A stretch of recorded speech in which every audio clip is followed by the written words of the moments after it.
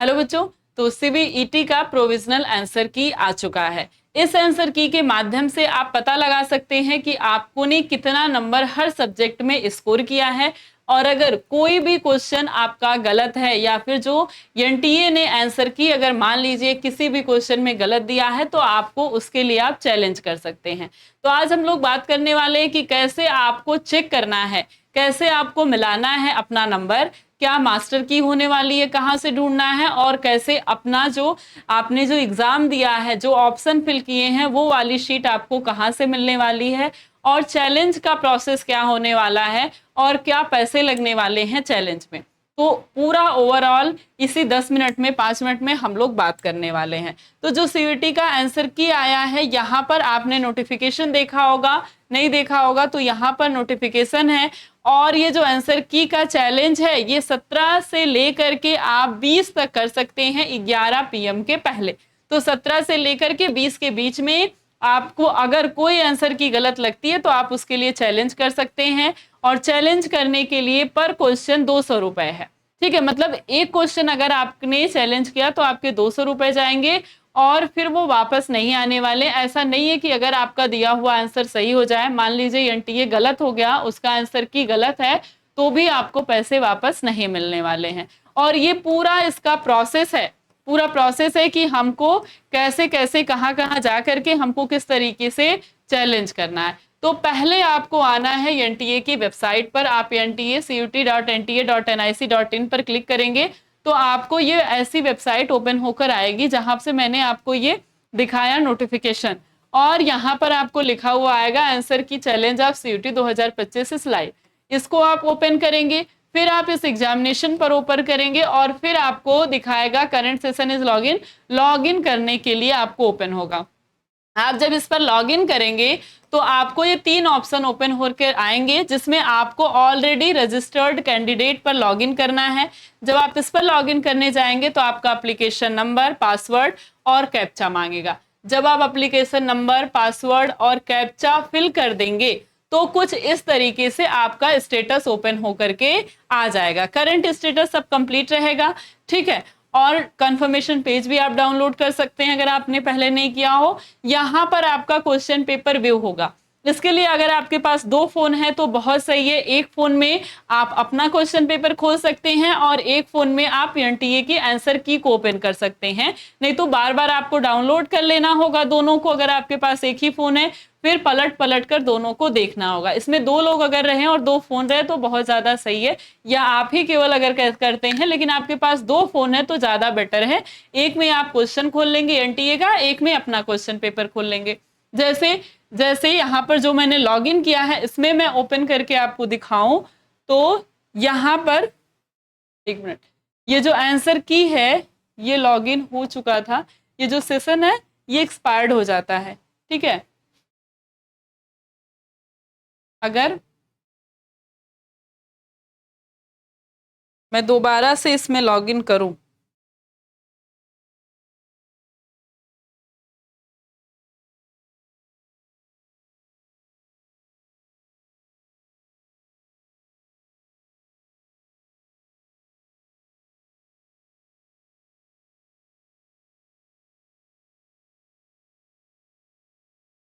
ठीक है, तो ये ओपन हो गया। ठीक है, अब ओपन हो गया, मान लीजिए मुझे सेलेक्ट करना है, मैंने कर दिया आपका ये मैंने सेलेक्ट कर दिया। इसमें जो पहला पेपर यहाँ पर दिखा रहा है, मई को शिफ्ट में पेपर दिया है। ठीक है, यहाँ पर आपका पेपर दिखा रहा है और इधर आपको क्या दिखा रहा है, क्वेश्चन टाइप दिखा रहा है, क्वेश्चन आईडी है और ये ऑप्शन आईडी। आपको क्वेश्चन आईडी और ऑप्शन आईडी पर ही देखना है। जैसे दूसरा मैंने इसको ओपन किया, ठीक है, मैं ओपन कर रही हूं इसको। अब इसमें मान लीजिए यहाँ पर आपको आपने जितने एग्जाम दिए हैं सारा ओपन होकर के आ जाएगा। तो मान लीजिए मैंने हिंदी को ओपन कर दिया।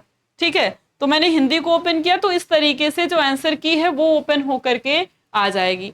अब मान लीजिए इस पर इन्होंने क्या किया था, ठीक है, इसको हमने ओपन कर दिया।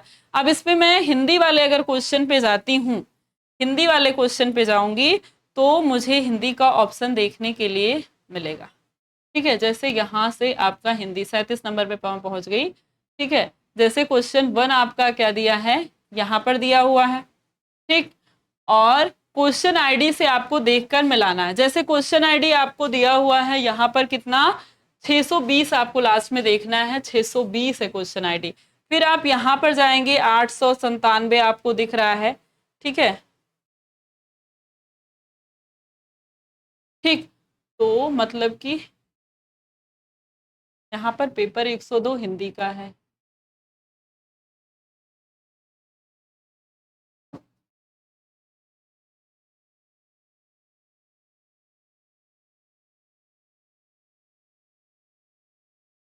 ठीक, तो आप हिंदी वाले क्वेश्चन पर जाइए।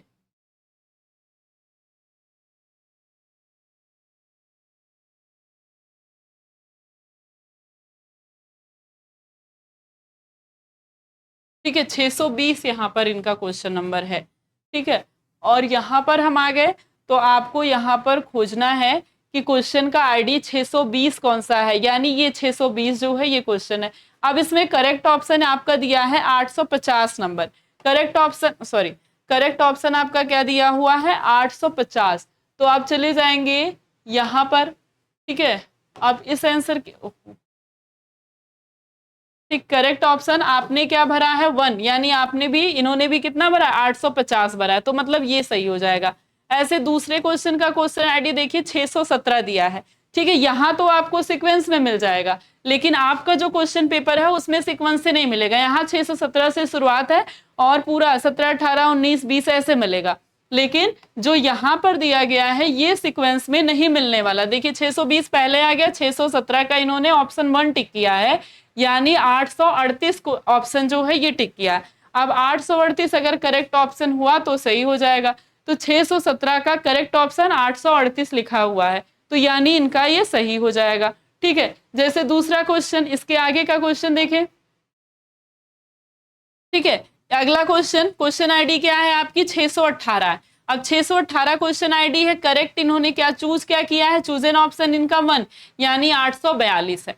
तो फिर आप जाएंगे यहाँ मास्टर की पे 618 वाले क्वेश्चन नंबर पे, करेक्ट ऑप्शन यहाँ पर 848, सॉरी 618, 842 करेक्ट ऑप्शन है। यहाँ भी इन्होंने क्या दिया था, 842 ही करेक्ट ऑप्शन दिया था। तो इस तरीके से करके आपको 1 बाय 1 मिलाना है, क्वेश्चन नंबर पर और चूजन ऑप्शन पर कोई ध्यान नहीं देना, बस क्वेश्चन आईडी, यानी चूजन ऑप्शन मैंने 4 दिया था, तो 4 की क्वेश्चन आईडी देखिए 857 है, तो 857 है, और क्वेश्चन नंबर क्या है, 622 है, यानी 622 का 857 सही है। तो 622 का कितना करेक्ट ऑप्शन आपको स्टार्टिंग में दे दिया है, 857।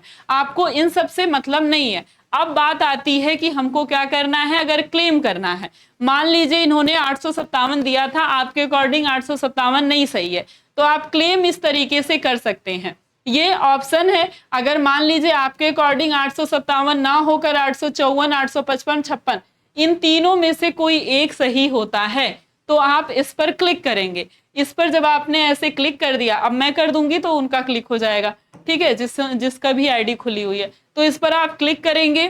क्लिक करने के बाद आप क्या करेंगे, क्लेम ऑप्शन पर जाएंगे। यहाँ देखिए सेव योर क्लेम ऑप्शन, और जब आप सेव योर क्लेम ऑप्शन कर देंगे तो आपका जो है ये ऑप्शन ओपन हो जाएगा। तो सेव योर क्लेम ऑप्शन पर आप जाएंगे। इसके बाद पीडीएफ हो गया ना, save your, submit and review करेंगे। ठीक है, फिर फाइनल सबमिट कर देंगे, और फिर आपको पेमेंट के लिए ऑप्शन आएगा, पे कर देंगे, और जब सक्सेसफुली पेमेंट हो जाएगा तो आपका क्लेम हो जाएगा। और अगर आंसर सही भी होता है तो भी आपका पैसा जो है रिफंड नहीं होगा, लेकिन अगर किसी एक का आंसर सही होता है, मान लीजिए आपके द्वारा क्लेम किया गया, एनटीए ने मान लिया, तो वो हर बच्चे का सही हो जाएगा। ऐसा नहीं है कि केवल आपका ही सही होगा। ठीक है, तो इस तरीके से अगर आपको कोई भी क्वेश्चन गलत लगता है तो आप भेज सकते हैं, या फिर आप क्लेम कर सकते हैं। ठीक है, तो आप भेज भी सकते हैं या फिर आप क्लेम भी कर सकते हैं, और इस तरीके से लेकिन यह है कि 200 इसके चार्जेस हैं। ठीक।